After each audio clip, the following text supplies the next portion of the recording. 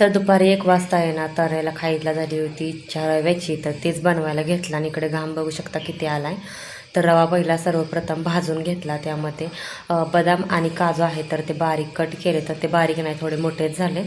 नंतर इथे तर चांगला रवा भाजून घेतला होता आणि कढईमध्ये पाणी पण गरम उकळत ठेवलं होतं. त्यामध्ये साखर टाकली आणि रवा भाजून घेतलेला टाकला. रवा मोठा असल्यामुळे पाणी थोडं जास्त टाकावं लागलं आणि थोडंसं मीठ टाकलं, कारण रवा आहे त्यामुळे थोडंसं मीठ टाकायचं, छान लागतं.